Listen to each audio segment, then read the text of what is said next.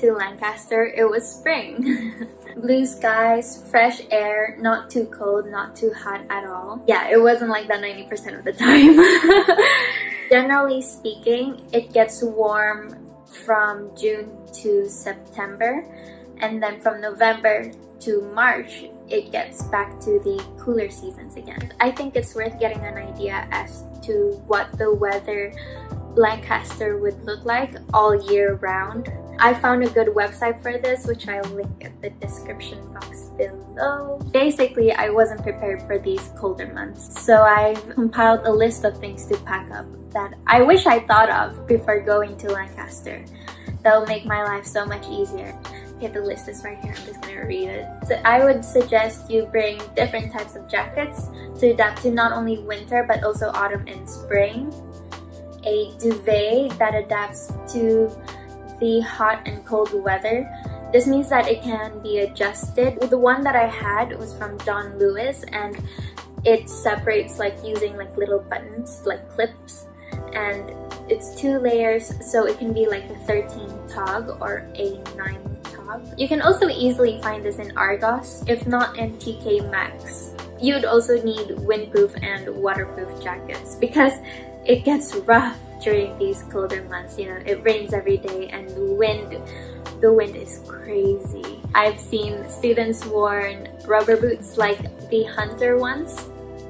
For me, so long as I have my gloves, my earmuffs, and my socks, like warm winter socks, I'm good to go. Other shopping options in Lancaster include Topshop, River Island, and Next. Primark just opened recently, I think. And charity shops too are actually a popular option there. My friend recommends Oxfam because it has the biggest variety of things. But then also Manchester is just an hour train ride away, and there you can go to Uniqlo, which is my favorite shop ever. But most importantly, I underestimated this. Have your vitamins. You really need it during these cold months because it can get dark as early as 3:30 p.m.